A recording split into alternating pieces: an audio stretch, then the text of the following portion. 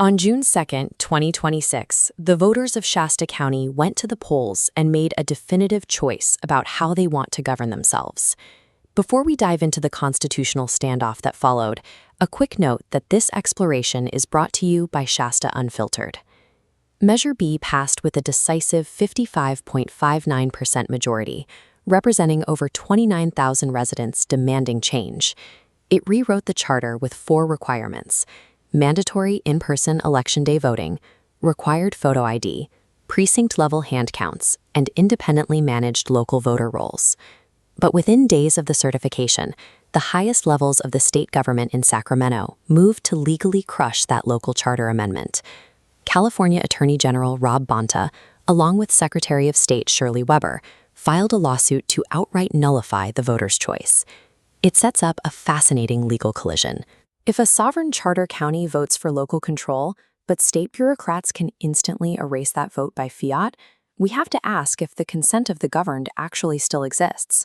To understand why Sacramento reacted so aggressively, we must look at the policies inside Measure B. They aren't new, and they aren't extreme. They are built on universally recognized election integrity standards. Back in 2005, a bipartisan group called the Commission on Federal Election Reform investigated voting vulnerabilities. It was co-chaired by Democratic former President Jimmy Carter. His counterpart was Republican former Secretary of State James Baker. This chart shows the Commission's findings on fraud vectors. Absentee voting spikes far above the rest, identified as the largest structural vulnerability. To plug these holes, they prescribed 3 defenses: mandatory photo ID, auditable paper records, and local administration. Shasta voters read that blueprint and passed it into law. They chose to restore trust in a broken system by applying the exact safeguards recommended by a former president and Secretary of State. But over the last 2 decades, California's legislative supermajority has taken the opposite path, systematically abandoning those bipartisan security recommendations.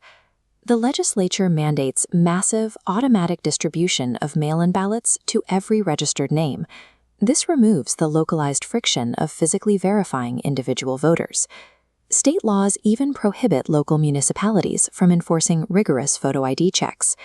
The system is designed from the top down to prioritize administrative convenience over absolute verification. Sacramento views Shasta County as a subordinate branch that must obey centralized edicts without question. But Shasta's legal authority as a charter county stems directly from its citizens, flowing upward from the voters. By suing to block Measure B, Sacramento is demonstrating textbook bureaucratic overreach. They are proving that centralized control is more valuable than localized security. Sacramento's lawsuit creates a reality where a public vote is treated as a suggestion, easily discarded by distant officials. This shifts the relationship between the state and the citizen from one of service to one of submission. This dynamic mirrors the crisis of 1775, when the American colonies stood outmatched against the legal and military weight of a death government. In that era, the British Crown controlled the courts and dismissed every colonial grievance as illegal. They used the law not as a shield for the people's rights, but as a weapon to maintain top-down control. It was this refusal to honor the consent of the governed that forced the founders' hands.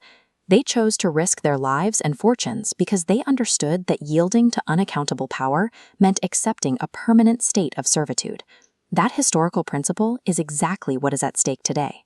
When a state sues to void a clear election result, it tests whether the republic's bedrock can still support the weight of the people's will. Today, that historical burden rests directly on the shoulders of Shasta County's current leaders.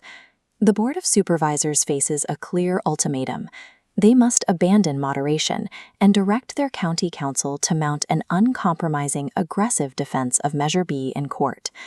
Defending local sovereignty against a well-funded state machine requires immense political courage. It means rallying allied counties and citizens to absorb immense financial pressure. The supervisors are now the final line of defense for the initiative process itself. They must decide if the voter's choice is a command to be defended or merely a nuisance to be managed. To support transparent elections and follow this standoff as it develops, like, share, and subscribe to this channel, and head over to ShastaUnfiltered.com.